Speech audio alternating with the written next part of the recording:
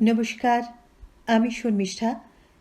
গল্পগুলি শুনোতে সব শ্রোতাদের স্বাগত জানাই। যারা চ্যানেলটি সাবস্ক্রাইব করেছেন, আমার সঙ্গে আছেন, তাদের সকলকে ধন্যবাদ জানিয়ে আমার আজকের গল্প শুরু করছি। আমার আজকের নিবেদন সুচিত্রা ভট্টাচার্যর গল্প লালু বাবু। দরজা খুলে সোমা গোমরা মুখে বলল, তোমার দাদা এসেছে। শুনেই চটকে গেল মেজাজটা। অফিসে এখন ইয়ার এন্ডিংয়ের চাপ, সারা দিন মাথা তোলার অবকাশ পাইনি। ছুটির পর মিনিবাসের লাইনে দাঁড়াতে হয়েছে পাক্কা 40 মিনিট। ফেরার পথে জ্যামে জ্যামে প্রাণ ওষ্ঠাগত হয়ে গেছে। হাক্লান্ত দশায় বাড়িতে পা রেখেই কিনাই সুসমাচার। ছোট্ট প্যাসেজটায় জুতো ছাড়তে ছাড়তে নজরে পড়ল ড্রয়িং রুম আলো করে বসে আছেন আমার অগ্রজটি, একেবারে রাজা বাদশার ভঙ্গিতে। সোফার কাঁধে দুহাত ছড়ানো, মোজ করে টিভি দেখছে। বিরস গলায় জিজ্ঞেস করলাম, তুই কতক্ষণ? রঙিন পর্দা থেকে চোখ সরল। 50 ছোঁয়া লম্বাটে মুখে একগাল হাসি। আরে, তুই এসে গেছিস? সেই 5:30 থেকে তোর জন্য ওয়েট করছি। সন্দিগ্ধ চোখে তাকালাম। বললাম, কেন? এমনি ভাইয়ের কাছে কি আর আসতে ইচ্ছে করে না? এদিকেও একটা কাজ ছিল, তা ভাবলাম ঘুরেই যাই। জেঠু সোনাটাকেও তো কতদিন দেখিনি। ও, তা দেখা হলো রাজার সঙ্গে? হলো তো, কত গপ্প টপ্প করলাম। তারপর তো রাজাবাবু ওই কোচিং ক্লাসে বেরিয়ে গেল। তা চাটা খেয়েছিস? সোমা থাকতে সেসব কি আর ফাঁকি পড়ার জো আছে? আহা, কি চমৎকার হালুয়া বানিয়েছিল তোর বউ, ঠিক মায়ের মতো। একটু ঘি দিয়ে, কাজু কিশমিশ দিয়ে 1 চামচ করে তুলছি, আর ওই গন্ধেই মায়ের কথা মনে পড়ে যাচ্ছে। আদিক্ষেতা, শুনলেই মনে হবে ছেলে যেন মা অন্তঃপ্রাণ। কিন্তু আদত ঘটনা তো এই যে জীবনের শেষ কটা বছর মাকে প্রায় দগ্ধে দগ্ধে মেরেছে ওই বড় পুত্তুর। লালু লালু করে মা হেদিয়ে মরেছে। এদিকে মাসের পর মাস লালু বাবাজির দর্শন নেই। যদিপাতি নিয়ে এলেন তো এলেন স্রেফ ধান্দায়। টাইমটা খারাপ যাচ্ছে, মাল্লু ছাড়ো মাল্লু ছাড়ো দিতে গাঁই করলেই মায়ের ওপর হল্লা, চেঁচামেচি। বাবার ফ্যামিলি পেনশনের টাকায় আমার কোনো শেয়ার নেই। নিজে তো নীলুর সংসারে বসে পোলাও বিরিয়ানি সাটাচ্ছ, ওদিকে আরেক ছেলের বউ যে অনাহারে শুকিয়ে মরছে সে খবর রাখো। পর করে দিয়েছ বলেই কি আমি এখন এতই পর? ঝুড়ি ঝুড়ি মিথ্যে অভিযোগ এনে আর আবেগের কুঁতকা মেরে মাকে নিংড়ে যাওয়াই যার কাজ ছিল, তার জিভে এখন মাতৃনামের সুধা। শ্লেষ ফুটেই গেল গলায়। বললাম, মার কি অপার সৌভাগ্য। হুল দাদাকে ফুটলই না। নির্বিকারভাবে দাদা বলল, না রে, সত্যি খুব মন কেমন করে। মাকে আমি বড় কষ্ট দিয়েছি রে, দাঁত থাকতে দাঁতের মর্যাদা বুঝিনি। ফের মুখ দিয়ে বেরিয়ে গেল আমার। বললাম, জ্ঞান পাপি, সে তুই যা বলিস। তুই উপযুক্ত সন্তান, মা বাবাকে মাথায় করে রেখেছিলি। আমি তো আর কোনো কর্তব্যই পালন করতে পারিনি। একটু বেশি সুমিষ্ট বচন শুরু হয়েছে। নিশ্চয়ই অকারণে নয়, পেছনে উদ্দেশ্য আছে নির্ঘাত। সতর্ক গলায় বললাম, যাক, এতকাল পর বোধোদয় হলো তাহলে। ব্যঙ্গটা যেন গায়ে মাখল না দাদা। মুখে একটা স্নেহ মাখা হাসি ফুটিয়ে বলল, অফিস থেকে তেতেপুরে এসেছিস, যা না ওই ঘেমো জামাকাপড়টা বদলে আয়। তারপর দু ভাইয়ে খানিকক্ষণ সুখ দুঃখের গপ্প করব। আরও একটু গুটিয়ে গেলাম। শোয়ার ঘরে চলে এলাম বটে, কিন্তু বুকে একটা মশা পিনপিন করেই চলেছে। মা মারা যাওয়ার পর এখন আমার কাঁধে ভর করেছে দাদা। 2-4 মাস পরপরই হানা দেবে আর যা পারবে হাতিয়ে নিয়ে যাবে। সব সময় যে উপরহস্ত হই তা নই, কিন্তু কখনো কখনো দিতেও তো হয়। হাজার হোক মায়ের পেটের ভাই তো। নিজে বউ ছেলে নিয়ে মোটামুটি সচ্ছলভাবে জীবন কাটাচ্ছি, অথচ দাদার প্রায় নিরন্ন হাল, এ কথা ভাবতেও তো খারাপ লাগে। একেবারে দিনহীন ভিখারির মতো হাত কিন্তু পাতে না দাদা, বরং বোলচালের বেশ আড়ম্বরই আছে। তবুও ভেতরের অবস্থাটা তো আঁচ করা যায়। প্রতিবারই ঘটা করে বলবে, এই শেষ রে, এবার ওই নতুনভাবে জীবন শুরু করছি। শুনে বোধহয় আমার আশাও জাগে, নইলে টাকাটাই বা দিই কেন? অথচ আশাটা যে 100 ভাগ নিরর্থক এটাও তো আমি জানি। জন্ম থেকেই তো দেখছি আমার জ্যেষ্ঠ ভ্রাতাটিকে। কোনো দিন সেভাবে চাকরি বাকরি কিছু করল না, শুধু ফন্দি ফিকির খুঁজছে কি করে ফাঁক তালে কিছু কামিয়ে নেওয়া যায়। দায়ে ঠেকলে উঞ্ছবৃত্তিতেও আপত্তি নেই, তবু খাটবে না কিছুতেই। শ্যামবাজারের যে বাড়িটায় আমরা প্রায় 25 বছর ভাড়া ছিলাম, সেখানে বেশ বড় সড়ো একটা বাইরের বারান্দা ছিল, একখানা ঢাকা উঠোনও ছিল। দারুণ জমজমাট জায়গা, পাশেই বাজার। মৌকা বুঝে আমাদের ওই বারান্দা আর উঠোনটাকে মোটামুটি গুদাম বানিয়ে ফেলল দাদা। আশেপাশের এক কাঁড়ি দোকান মাল রেখে যেমন খুশি চলে যাচ্ছে, বিনিময়ে ঝড় পকেটে নোট আসছে লালু মহারাজের। তারপর তো শুরু হলো বাড়ির বাইরের দেওয়াল বেচা। জানালা খোলার উপায় নেই, পাটাতন লাগিয়ে পসরা টাঙিয়ে সারসার হকার বসে গেছে। পান, বিড়ি, সিগারেট, টিপ, চুড়ি, মালা। বাবা খেপে টেপে কিছু বলতে গেলে উল্টে চোটপাট। তোমার কি আপত্তি করলে বাড়িওয়ালা করবে, তার সঙ্গে আমি বুঝে নেব। আশ্চর্য ব্যাপার, নিলেও বুঝে। বাড়িওয়ালা যখন গোটা একতলাটা বেহাত হয়ে যাচ্ছে দেখে আমাদের তাড়ানোর জন্য আদা জল খেয়ে লাগলো, তখন বাড়ি ছাড়ার মাসুল হিসেবে তার কাছ থেকে পুরো 2 লাখ বাগিয়ে নিল দাদা। তা সে রোজগারও লালুবাবু আর রাখতে পারলেন কই। বাবা মাকে নিয়ে আমি তখনই সরে এসেছিলাম এই পাইক পাড়ায়, আর তিনি টাকাটি হাতিয়ে নিজের বউকে শুধু বগল দাবা করে ফেঁকে গেলেন বাগুইআটি। ভেবেছিল বোধহয় ওই টাকাতেই গোটা জীবন ঠ্যাঙের ওপর ঠ্যাং তুলে কেটে যাবে। আজকের দুনিয়ায় মাত্র 2 লাখ যে কত সামান্য, তা এখন টের পাচ্ছে হারে হারে। চৈত্র মাস চলছে, চিটপিটে গরম, হাওয়া নেই। ছোট্ট একটা স্নান সেরে পাজামা পাঞ্জাবি চড়িয়ে এসে বসেছি সোফায়। সোমা চা দিয়ে গেল, সঙ্গে প্লেটে নোনতা বিস্কুট। দাদা টিভি অফ করে খবরের কাগজে চোখ বোলাচ্ছিল, আর চোখে চা বিস্কুট দেখে নিয়ে বলল, নীলুকে জলখাবার দিলে না সোমা? এখনো সোমার মুখ বেশ বেজার। কাটকাট গলায় বলল, আপনার ভাই এ সময় কিছু খায় না। সে কি, কেন? অফিস থেকে এসে পেটে কিছু না দিলে শরীর খারাপ হয়ে যাবে যে। দাও দাও, ওকে একটু হালুয়া এনে দাও। হালুয়াও রাতে খাবে রুটির সঙ্গে। আপনার যদি ইচ্ছে থাকে তো বলুন, আপনাকে আরও একটু এনে দেব।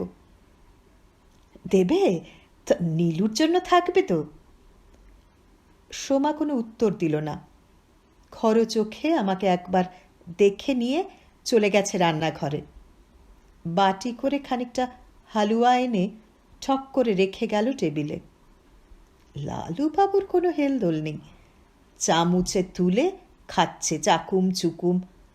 আহারের ভঙ্গিতেই বোঝা যায় এসব খাদ্য বড় একটা জোটে না লালুবাবুর। বাটি শেষ করে একখানা বিস্কুট পুরল মুখে, চিবোতে চিবোতে বলল, মিষ্টি নোনতার এই কম্বিনেশনটা দারুণ, বুঝলি? চায়ের কাপে চুমুক দিয়ে বললাম, হুম। দাদাও পেয়ালা তুলেছে হাতে, সোফায় হেলান দিল ফের। 2-4 সেকেন্ড চুপ, চোখ পিটপিট করছে আপন মনে। হঠাৎ বলল, হ্যাঁ রে, তুই নাকি ফ্ল্যাট কিনছিস? চা চলকে গেল। ফুরু কুঁচকে বললাম, কে বলল? না মানে ওই সময় গল্প করছিল 60 লাখের মতো নাকি পড়ছে।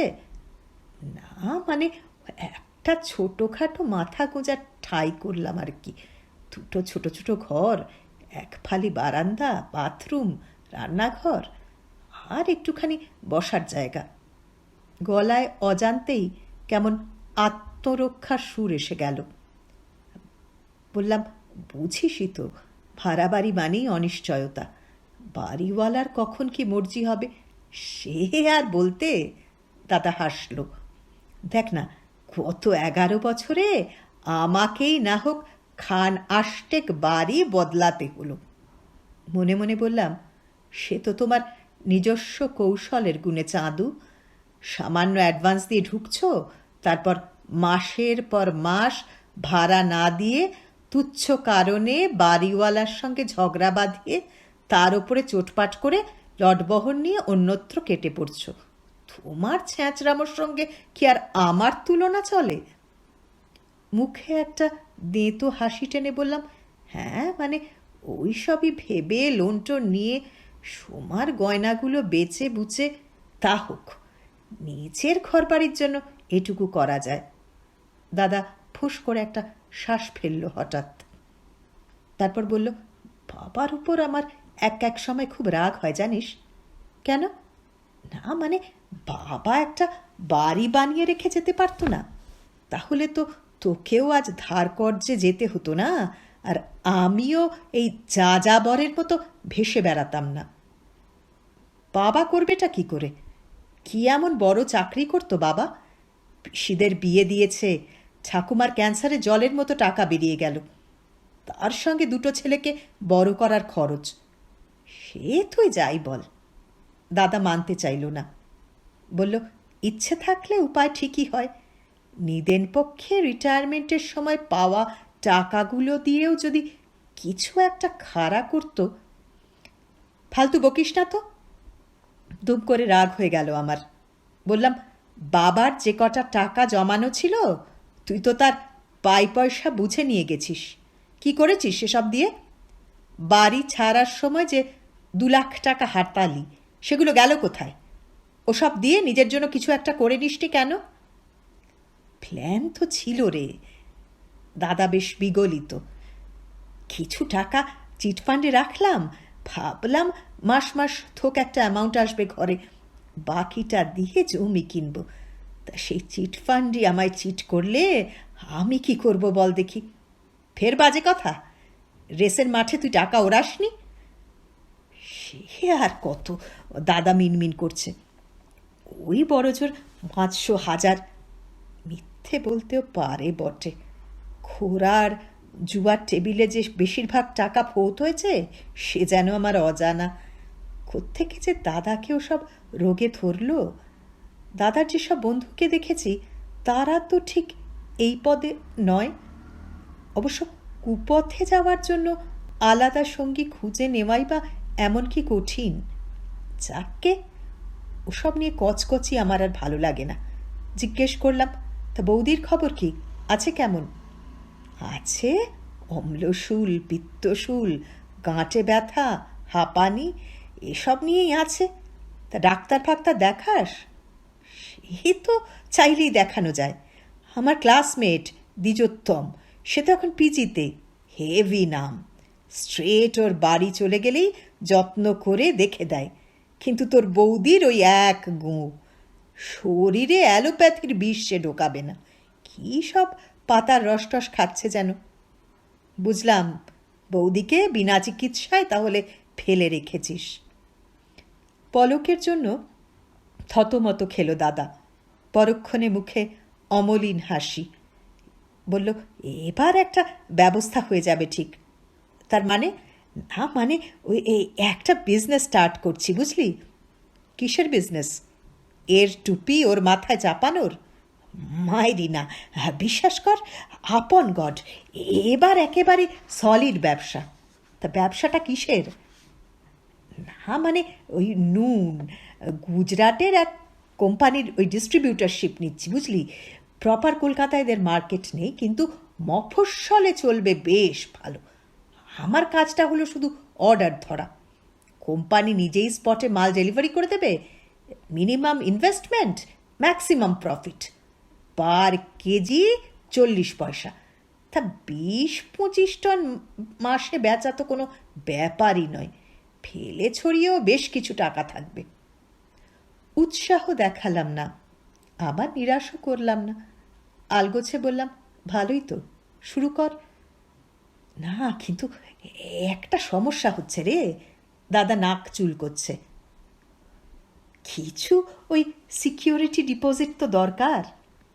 পলকে আমার স্নায়ু টান টান, ঠোঁটে কুলু পেটেছি। দাদা আবার বলল, ওটা কম নয় বুঝলি, 25,000। হুট বলতে অতগুলো টাকা পাই কোত্থেকে বলতো। রাগ কাটলাম না। দাদা ফের বলল, তোর বৌদির চুর দুটো বেচে 1010 টাকার বন্দোবস্ত হয়েছে। ভাবছিলাম বাকিটা তোর কাছ থেকে নিয়ে কাজ চালিয়ে দেব। ওই 1-1.5 মাসের তো ব্যাপার, তারপর থেকে তো টাকা আসবেই। তোকেও তখন অল্প অল্প করে শোধ করে যাব। একেবারেই ফাঁপা বুলি, প্রত্যেকবার ধার চেয়ে নেয়। 1 পয়সা শুধেছে কখনো? কাঁধ ঝাঁকিয়ে বললাম, তা আমি কোত্থেকে পাবো? শুনলি না, নিজেই এখন আমি দেনায় ডুবছি। মাত্র তো 15,000 রে, দেখ না একটু চেষ্টা করে। বললাম তো সম্ভব নয়, এখন 1 পয়সাও আমি দিতে পারবো না। ফিরিয়ে দিচ্ছিস নীলু? হঠাৎই দাদার মুখটা করুণ। জীবনের অনেকগুলো বছর নষ্ট করে ফেলেছি রে, এই শেষ সুযোগ এসেছে। নতুন করে কিছু শুরু করতে চাই, তা ভাই হয়ে একটু পাশে দাঁড়াবি না? তোর বৌদি বলছিল, দরকারের সময় বিশ্ব সংসারে তোমায় কেউ না দেখুক, তোমার ভাই দেখবে। ভাই তো আছে। দাদা একটা দীর্ঘশ্বাস ফেলল, তারপর বলল, কি কপাল, সেই ভাই কিনা নিজে ফ্ল্যাট কিনবে বলে আমায় হাঁকিয়ে দিচ্ছে, অথচ সে চাইলেই হতভাগ্য দাদাটা এই বয়সে একটু মাথা তুলে দাঁড়াতে পারে। উফ, প্রতিবারের মতো সেই মানসিক চাপ। একটা সুযোগ দে নীলু, নতুনভাবে শুরু করি। 2 আঙুলে কপাল টিপে ধরলাম। বললাম, ঠিক আছে, তুই সামনের সপ্তাহে আয় একবার। গ্রীষ্ম গিয়ে বর্ষা এলো, বর্ষা ফুরিয়ে শরৎ। দ্রুত গতিতে উঠছে আমাদের ফ্ল্যাট। 3 তলা পর্যন্ত ঢালাই শেষ, আর 1টা তলা শুরু হলেই শুরু হবে অন্দরের কাজকর্ম। আশায় আশায় দিন গুনছি কবে নিজের বাড়িতে পাকাপাকি যেতে পারবো। ভাদ্রের মাঝামাঝি একবার প্রোমোটারের অফিসে যেতে হলো, লেক টাউনে। দফায় দফায় টাকা দিতে হচ্ছে। 3য় কিস্তির চেক ভদ্রলোককে দিয়ে এলাম। কিছু কথাও হলো, বাথরুম নিয়ে, রান্নাঘর নিয়ে, কি ধরনের টাইলস আমাদের পছন্দ, কোন কোম্পানির সিঙ্ক, বেসিন, এই সব। সেখান থেকে বেরিয়ে হঠাৎ দাদার কথা মনে পড়ল। সেই যে 15,000 নিয়ে প্রস্থান করলেন লালুবাবু, আর তো দর্শন নেই তার। অবশ্য এটা নতুন কিছুই নয়, এরকমটাই সে প্রতিবার করে। হাতে টাকা দিলেই কর্পূরের মতো উবে যায়। ফোনে যে খবর নেব সে উপায়ও নেই, কোনো কন্ট্যাক্ট নম্বরও দিয়ে যায়নি। খুদে চিরকুটে লিখে দিয়ে যাওয়া ঠিকানাটুকুই যা সূক্ষ্ম সুতোর সংযোগ, যদি না এর মধ্যে তিনি বাড়ি বদল করে থাকেন। এবার তো সে কেষ্টপুরের দিকটায় উঠে এসেছে, এখান থেকে খুব একটা দূরও নয়, টুপ করে ঘুরে আসবো একবার। টাকাগুলো তো এবারও নির্ঘাত জলে গেছে, একবার খোঁজ করতে দোষ কি। খানিকটা দোনামোনা করেই চলে গেলাম।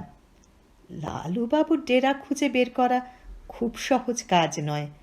আগেও দেখেছি, বড় রাস্তা থেকে মাইলখানেক গিয়ে এগলি সেগলি ঘুরে বেশ কিছু আদর বাদর পেরিয়ে তবে না সেখানে পৌঁছানো যায়। এবারও বাড়ি সেই 12 ঘর 1 উঠোন, আধা বস্তি টাইপ। ঘর অবধি যেতে হলো না। 8 ফাটা উঠোনেই দেখা মিলল বৌদির। স্নান সেরে উঁচু দড়িতে শাড়ি মেলছে। আমাকে দেখেই চিমসে মুখখানায় অকৃত্রিম উল্লাস। ও মা, তুমি এসো এসো। পেছন পেছন গেছি ঘরে। ঘর নয়, কুঠুরি। 8 বাই 10 হবে কিনা সন্দেহ। তার মধ্যেই খাট, আলমারি, টেবিল সব ঠুকিয়ে পুরো জবরজং করে রেখেছে। একদিকে আবার ট্রাঙ্কের পাহাড়। ঠাকুরের আসনও আছে একখানা, ঝুলন্ত তাকে। একটা 14 ইঞ্চি টিভিও আছে। জানালা দরজায় শাড়ি কাটা পর্দা ঝুলছে। বিছানার চাদর টান টান করে বৌদি বলল, বসো, পা তুলে বসো। কিঞ্চিত জড়সড়ভাবেই খাটে উঠেছি। বৌদি চলে গেছে ভেতরের 1 ফালি জায়গাটুকুতে। সেখান থেকেই বলল, চা করব, খাবে? না না, দরকার নেই। দাদা কোথায়? তোমার দাদা তো সকালবেলাতে বেরিয়ে গেছে গো। তো গেল কোথায়? ওই যেখানে যায় রোজ, অফিসে। রোববার অফিস? ওরা আবার শনি রোববার কিছু আছে নাকি? নিজের অফিস। শিহরিত হলাম। দাদা কি সত্যিই বদলালো নিজেকে? মতি হলো কাজকর্মে তবে? জিজ্ঞেস করলাম, তা ডিস্ট্রিবিউটারশিপের অফিস খুলে ফেলেছে বুঝি? বৌদি বেরিয়ে সামনে এসে দাঁড়ালো। অবাক মুখে বলল, ডিস্ট্রিবিউটারশিপ? হ্যাঁ, সেই নুনের কারবার। না, নুনের কারবার নয় গো। ও তো এখন পার্টনারশিপে কি যেন একটা ব্যবসা করছে। খুব সেজেগুজে বেরোয়। টাই কিনেছে জানো তো। বৌদির চোখ বেশ উজ্জ্বল হয়ে উঠল। বলল, ইনকাম খারাপ হচ্ছে না গো। পুজোতে আমায় দার্জিলিং বেড়াতে নিয়ে যাবে বলেছে। উফ, কতকাল যে পাহাড় দেখিনি। সেই কবে ছোটবেলায় বাবা মায়ের সঙ্গে। বৌদির চোখে স্বপ্ন স্বপ্ন ঘোর। খয়াটে চেহারা একটু গত্তিও লেগেছে। বৌদিকে শেষ দেখেছিলাম রাজারহাটের বাড়িতে। তখন যেন কথাই বলতে পারছিল না, ধুঁকছিল। আজ বেশ সতেজ, ঠিকঠাক খাওয়া জুটছে মনে হয়। বাবু হয়ে বসে জিজ্ঞেস করলাম, তা দাদা ব্যবসাটা করছে কিসের? তা তো বলতে পারবো না গো, তবে ধর্মতলা স্ট্রিটে একখানা ঘর নিয়েছে। তো পার্টনারটি কে? ওই রাজু সিং, বিহারি ছেলে। তোমার দাদার চেয়ে বয়সে অনেক ছোট। একে আবার জোটালো কোত্থেকে? জুটে গেছে। ছেলেটা ভালো জানো, তোমার দাদাকে খুব ভক্তি শ্রদ্ধা করে। আমাকেও জানো তো, আমাকে না মাইজি মাইজি বলে ডাকে। বৌদির মুখে নির্মল হাসি। মিনতি সুরে বলল, এই গরিবের ঘরে একটু চা খাও না গো, ঘরে ক্রিম বিস্কুট আছে। শুধু মুখে চলে গেছে শুনলে তোমার দাদা খুব বকাবকি করবে আমায়। বসাও তাহলে। ফের ওই 1 ফালি জায়গাটুকুতে গিয়ে স্টোভ জ্বালিয়েছে বৌদি। কেরোসিনের পোড়া গন্ধ ছড়িয়ে গেল ঘরময়। তবু আমার খারাপ লাগছিল না। মনে হচ্ছিল অনেক বন্ধুর পথ পেরিয়ে এতদিনে বোধহয় নিশ্চিন্তে ঘরকন্না করার সুখটুকু পেয়েছে বৌদি। ঘরজোড়া ওই সংসারী গন্ধে সুখটুকু যেন ভাসছে। পুরনো কথা মনে পড়ছিল, দাদার বিয়ে, আমাদের বাড়িতে বৌদির প্রথম পা রাখা, আরও অনেক টুকরো টুকরো ঘটনা। তা দাদার বিয়ে তো এক পুরো দস্তুর নাটক। বলা নেই কওয়া নেই, দুম করে একদিন এক রোগাশোকা মেয়ের হাত ধরে দাদা বাড়িতে হাজির। আমাদের রেজিস্ট্রি হয়ে গেছে মা, নীলিমাকে তুমি বরণ করে ঘরে তোলো। মা তো প্রায় মূর্ছা যাওয়ার জোগাড়। বাবাও স্তম্ভিত। ছেলের চাকরি বাকরি নেই বলে বলেও তাকে কোনো কম্পিটিটিভ পরীক্ষায় বসানো যাচ্ছে না। কোনো রকমে পাস গ্র্যাজুয়েট হয়ে দিন রাত রগবাজি করে বেড়ায়। সে কিনা একটা মেয়ের সঙ্গে গাঁটছড়া বেঁধে ফেলল। সাহস তো কম নয়। কিন্তু মা তো কোনো কালই দাদার দোষ দেখে না। একটু সামলে নিয়ে শুরু হয়ে গেল তার বৌমা নিয়ে আহ্লাদীপনা। আহা, কি ঢাল ঢালে মুখখানা গো, তোমাদের কদিনের আলাপ গো, কি দুষ্টু ছেলে, আমায় একবারও বলেনি গো। ওদিকে বাবা তখন রাগে দাঁত কিরমির করছে, বলছে দুটোকে ঘাড় ধরে বের করে দেওয়া উচিত। কিন্তু কি হলো, শেষমেশ মায়ের আহ্লাদেরই জয় হলো।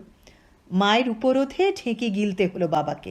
শুধু তাই নয়, যেতেও হলো মেয়ের বাড়িতে, যাতে দু বাড়ি মিলিয়ে একটা জাহুক তাহুক করে অনুষ্ঠান করা যায়। তা বৌদির বাবা নাকি রে রে করে তেরে এসেছিল, বলেছিল, সাফ বলে দিচ্ছি মশাই, আমার মেয়ে মরে গেছে, আপনার ওই লুচ্চা ছেলেটাকে যদি কখনো বাড়ির ত্রিসীমানায় দেখি ঠ্যাং ভেঙে রেখে দেব। পরে অবশ্য বৌদির মা লুকিয়ে চুরিয়ে কিছু শাড়ি গয়না মেয়েকে পাঠিয়েছিল, কিন্তু বৌদি আর কোনোদিন বাপের বাড়িতে ঢুকতে পারেনি। এত কাণ্ডর পরেও বাবা কিন্তু আস্তে আস্তে মাথাটাকে ঠান্ডা করেছিল। বোধহয় ভেবেছিল বউয়ের জোয়াল কাঁধে চাপলে বখাটে ছেলেটা একটু সজুত হবে। কিন্তু কোথায় কি, ছেলে তো শুধু প্রেমের জোয়ারে পানসি ভাসিয়ে হাওয়াই খাচ্ছে, হাওয়াই খেয়ে যাচ্ছে। চাকরি বাকরির কোনো চারই নেই। বড় মামা উপযাচক হয়ে একটা কারখানায় সুপারভাইজারের কাজে ঢুকিয়ে দিল। মাস খানেকও টিকল না। 8:30 থেকে ডিউটি। 10:30টার সময় লালুবাবু হেলে দুলে বাড়ি থেকে বেরোচ্ছেন। জানালায় দাঁড়িয়ে প্রেমে গদগদ বৌদি প্রাণেশ্বরকে যতক্ষণ দেখা যায় হাত নেড়ে টাটা করেই চলেছে। সে এক দৃশ্য।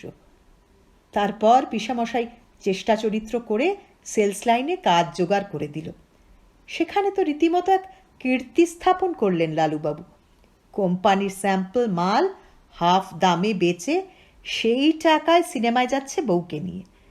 যেমন দেবা তেমন দেবী। কোম্পানির লোক আসছে দাদার খোঁজে, বৌদি ছুটছে গিয়ে দরজায় বেমালুম বলে দিচ্ছে, উনি তো এখন বাড়ি নেই। মা যেমন লাই দিয়ে 12টা বাজিয়েছিল দাদার, বৌদিও প্রায় তাই। দুজনের কেউই তার জন্য কম শাস্তি পায়নি অবশ্য। বৌদি তো বোধহয় অনেক বেশিই পেয়েছে। বিয়ের বছর 1.5-2 পরে যখন মধুচন্দ্রিমার ঘোর কাটল বৌদির, তখনই সে টের পেল কোন চোরাবালিতে সে দাঁড়িয়ে আছে। আকাশকে নীল দেখায় বটে, আসলে সে এক মহাশূন্য। কিন্তু কাজ জুটিয়ে যে বৌদি নিজের পায়ে দাঁড়াবে সে বিদ্যেও তো পেটে নেই। বাপের বাড়ির দরজা বন্ধ।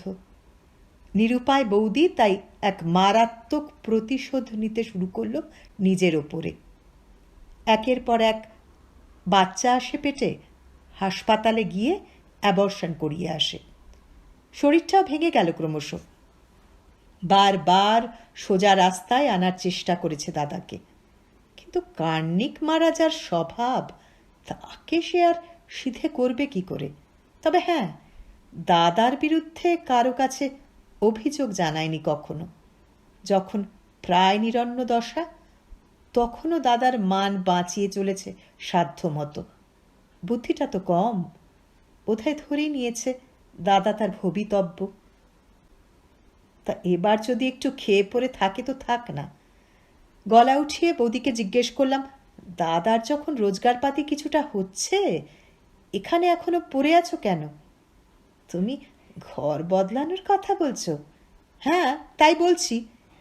এরকম বস্তিতে থাকা, এবার একটু ভদ্র জায়গা দেখে উঠে যাও। দেখি, তোমার দাদা তো বলছিল পুজোর পর। বৌদি চা বিস্কুট নিয়ে ঘরে এলো। বিছানায় কাপ ডিশ রেখে খাটের ওপরে বসেছে এখন। বলল, রাজা সোমা কেমন আছে গো? ভালো আছে। শোনো, একটা কথা বলবো। রাজাকে তো কখনো কিছু দিতে পারিনি, এবার যদি একটা শার্ট প্যান্ট কিনে দিই, নেবে তো? ভাবছিলাম সোমার জন্য একটা শাড়ি কিনে দেব। ও সব খরচাপাতিতে এখনই যাচ্ছ কেন? পরে কোনো সময় দিওক্ষণ। না গো নীলু, আমাদের অত খারাপ অবস্থা এখন আর নেই। এখন সপ্তাহে 2 দিন মাছ খাই। রাজু তো মাঝে মাঝে মুরগিও নিয়ে আসে, বলে মাইজি আচ্ছা করে তেল মশলা দিয়ে পাকাও তো। ছেলেটা সত্যি খুব ভালো জানো, আমাকে একেবারে নিজের মায়ের মতো দেখে। Good, very good. চা শেষ করে উঠে পড়লাম আমি। বললাম, ভালো থাকো, পারলে এবার যেও একদিন, দেখবে রাজা কেমন তালগাছ হয়ে গেছে। প্রফুল্ল মনে রাস্তায় বেরিয়ে এলাম। যাক, সোমার মুখে ছাই দিয়ে 15,000 টাকা লাগানো আমার সার্থক হয়েছে। নুনের ব্যবসা করুক কি চিনির, থিতু হয়ে লালুবাবু কিছু কামাচ্ছেন তো। অচিরেই ফুল ভাঙল। লক্ষ্মী পুজোর পরের দিন কাক ভরে হঠাৎ দাদার আবির্ভাব। উদ্ভ্রান্ত মুখ, উস্কো খুস্কো চুল, চোখের নিচে গাঢ় কালি। উদ্বিগ্ন গলায় বললাম, এ কি রে, কি হয়েছে তোর? সর্বনাশ হয়ে গেছে নীলু, লালন সিং গুন্ডা লাগিয়ে আমায় তুলে নিয়ে গিয়েছিল। কে লালন সিং? 2-1 সেকেন্ড থমকে রইল দাদা, তারপর খপ করে আমার হাত চেপে ধরেছে। রাজু আমাকে ফাঁসি দিয়েছে রে নীলু, তুই আমায় বাঁচা। হাত ছাড়, বস, কি হয়েছে খুলে বলতো। আস্তে আস্তে গোটা ঘটনাটাই জানা গেল। নুনচিনি নয়, মানব সম্পদ নিয়ে কারবার ফেঁদেছিল দাদারা। স্রেফ চিটিংবাজির কেস। রেল, ব্যাংক কিংবা পোস্ট অফিসে চাকরি পাইয়ে দেওয়ার মতো প্রতিশ্রুতি দিয়ে মোটা টাকা হাপিস করছিল রাজু আর লালু। রাজু সিং মুরগা ধরে আনতো, আর দাদা ব্যাংক কিংবা রেলের অফিসার সেজে তাদের জবাই করত। দিব্যি 1-2 ছোটোখাটো কেস এভাবে পার করে দিয়েছে দুজনে। লালন সিংয়ের বেলা মোটা দাঁও মারতে গিয়েই যত গড়বড়। লালন সিং কোনো এক সরকারি অফিসের অবসরপ্রাপ্ত দারোয়ান, তার ছেলেকে ব্যাংকে ঢুকিয়ে দেবে বলে 3 দফায় 1.5 লাখ টাকা খিঁচেছিল। গাড্ডায় পড়েছে শ্রীমান লালু, কিন্তু দাদাদের ফেরেববাজিটা সে এখন ধরে ফেলেছে। বিপদ বুঝে রাজু সিং হাওয়া। কিভাবে যেন লালন সিং দাদার আস্তানার খোঁজ পেয়ে গেছে। কাল সন্ধেবেলা 2 মস্তান সঙ্গে এনে কপালে চেম্বার ঠেকিয়ে দাদাকে নাকি কোনো অন্ধকার ঘুপচিতে তুলে নিয়ে রেখে দিয়েছিল। মারধর তো করেইছে, সঙ্গে শাসিয়েছে 7 দিনের মধ্যেই 1.5 লাখ ফেরত না দিলে কেষ্টপুর খালে দাদার লাশ ভাসবে। আমি বাকরহিত। আক্ষরিক অর্থেই শব্দ ফুটছে না গলায়। ছিঁচকেমি যে দাদা আগেও করেনি তা নয়। শ্যামবাজারেও বাড়ি বয়ে এসে লোকজন হল্লা করে গেছে। একজনের কাছ থেকে টাকা নিয়ে আরেকজনের লোন শোধ করেছে এবং এই করতে করতেই একসময় ফাঁসকলে আটকে যাচ্ছে। এসব তো গা সওয়া হয়ে গিয়েছিল আমাদের। কিন্তু এবারেরটা তো আর ধারটারের কেস নয়, পুরো দস্তুর রাহাজানি। পাথরের মতো খানিকক্ষণ বসে থাকার পর খেঁকিয়ে উঠলাম। বললাম, তা আমার কাছে এসেছিস কেন? সোজা গিয়ে টাকাটা ফেরত দিয়ে আয়। দেব কোত্থেকে রে? দাদার ঘাড় নেতিয়ে পড়ল। রাজু তো প্রায় সবটাই নিয়ে নিয়েছে, আমি পেয়েছি মাত্র 10,000। সত্যিই বলছে না মিথ্যে বলছে বোঝা মুশকিল। তবু বললাম, তো লালন না কে, তাকে সেটা জানিয়ে দে। বলিনি ভাবছিস? অনেকবার বলেছি, পায়ে ধরে বলেছি, মানছেই না। তা তোর রাজুর কাছে তবে নিয়ে যা ওদের। তাও গেছি রে, কাল রাতে। রাজু তো নেই। নেই মানে? ফেকেছে। ও তো পালিয়ে পালিয়ে থাকে, ওকে আর ধরা যাবে না। পালিয়ে থাকে কেন? পালিয়ে থাকে কেন? পুলিশ খুঁজছে ওকে, এক জায়গায় বেশি দিন তাই থাকতে পারে না। ও, তার মানে তোর রাজু একটি ঝানু ক্রিমিনাল। তা কি কেসে তাকে খুঁজছে পুলিশ? আগেও চিটিংবাজি করেছে বুঝি? না, চিটিংবাজি ঠিক নয়, অন্য কেস। দাদা নাক চুল করছে, মাথা নামিয়ে বলল, ওই আসানসোলে একটা রেপ করেছিল।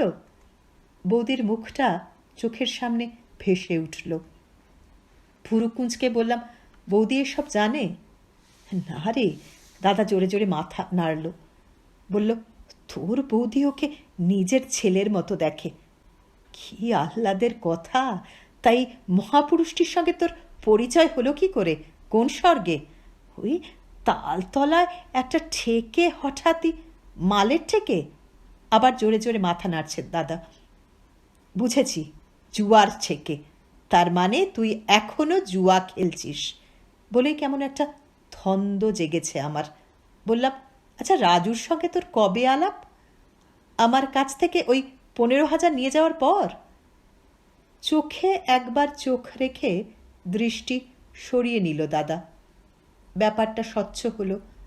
আমার টাকা জুয়ার বোর্ডে ঢেলে দিয়েছেন লালুবাবু, এবং সম্ভবত সেখানেই রাজু নামের ছেলেটা দাদাকে এই 2 নম্বরই ধান্দাটির প্রস্তাব দিয়েছে। দাদার তো চিরদিনই বাঁকা পথটাই বেশি পছন্দ। না খেটে সহজেই কিভাবে অনেক টাকা কামিয়ে ফেলা যায় তার জন্যই তো ছোকছোক করছে প্রতিনিয়ত। আর লালুবাবুর এই প্রবৃত্তিটার সুযোগ নিয়ে রাজু তাকে কবজা করেছিল। চমৎকার মেলবন্ধন। আমি কিছু বলার আগেই এবার সোমা ঝেঁঝে উঠেছে। বলল, তোমায় বলেছিলাম না স্বভাব যায় না মোলে। শিক্ষা হলো তো? সত্যি আচ্ছা বুর্বক বনেছি আমি। রুক্ষ স্বরে বললাম, তা বৌদির চুরজোড়াও কি জুয়ায় গেছে, নাকি ওই পয়সায় অফিসার সাজার স্যুটটাই কিনেছিস? চুর তো ছিল না রে, সে তো বহুকাল আগেই। দাদা মিনমিন করছে। প্যান্ট শার্ট সব রাজুই কিনে দিয়েছিল। রাজু তোকে প্যান্ট শার্ট কিনে দিয়েছিল আর তুই রাজুর সাজানো ভাঁড় হয়ে? রাগে আমার কথা আটকে গেল। আগুনের হলকা বইছে মাথায়, গা রিড়ি করছে। দাঁতে দাঁত ঘষে বললাম, লালন সিংয়ের হাতে মরাটাই তোর উচিত শাস্তি। দাদা ফ্যাল ফ্যাল করে একটুক্ষণ তাকালো, তারপর হঠাৎই ডুক করে উঠেছে। বলল, কথাটা তুই বলতে পারলে নীলু? মায়ের পেটের ভাই হয়ে? চপ! কোনো চোরচোরটা চিটিংবাজ আমার ভাই নয়। নীলু প্লিজ, এবারটা তুই বাঁচিয়ে দে ভাই। মোরা মায়ের নামে দিব্যি করে বলছি, আর কোনো বাজে কাজে থাকবো না আমি। একেবারে নতুন করে জীবনটা শুরু করব। আমি আর থোড়াই গলছি। গর্জে উঠলাম আমি। বললাম, বেরো বেরো আমার বাড়ি থেকে, আর কখনো তোর মুখ আমি দেখতে চাই না। কিন্তু মুখ আবার দেখতেই হলো, কিংবা বলা যায় দেখতে বাধ্য হলাম। কালী পুজোর আগেই। না, লালন সিংয়ের গুন্ডার গুলি খেয়ে মরা মুখ নয়, জ্যান্ত মুখ। আদালতের কাঠ গড়ায়। দাদার কাছ থেকে কোনোভাবে রাজু সিংয়ের হদিশ না পেয়ে লালন সিং নালিশ ঠুকেছিল থানায়। সেই রাতেই পুলিশ গিয়ে দাদাকে ক্যাঁক। পরদিনই কোর্টে তোলা হয়। উকিল না দিতে পারায় জামিন পায়নি। ফের চালান হয়েছিল পুলিশের হেফাজতে। তারপরেই দেবরের গৃহে বৌদির আগমন, হাতে পায়ে ধরা, কান্নাকাটি। পুলিশ মেরে মেরে সর্বাঙ্গে কালশিটে ফেলে দিয়েছে গো, তুমি চলো গো, তুমি যেভাবে পারো ওকে উদ্ধার করে দাও গো, এই সব আর কি। অগত্যা নির্বোধ পতিব্রতার স্বামীকে ফিরিয়ে আনতে আমাকে মাঠে নামতেই হয়। কিছু না করলে তো ওই সতীসাধ্যি আমার ঘাড়েই চাপবে। তার চেয়ে বরং খাঁচা থেকে বার করে দিয়ে আপাতত তোরা থাক যেমন ছিলি।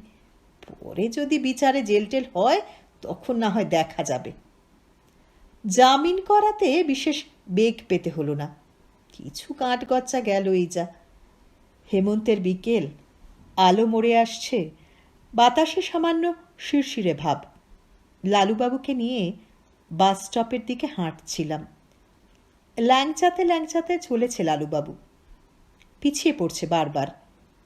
অপাঙ্গে দাদাকে দেখতে দেখতে বললাম, এই হাজতবাসটা তোর বাকি ছিল, সেটাও এবার হয়ে গেল। দাদা চুপ। খোরাচ্ছিস কেন? খুব ধোলাই খেয়েছিস বুঝি? দুটো হাঁটুতে বড় রুলের বাড়ি মেরেছে রে।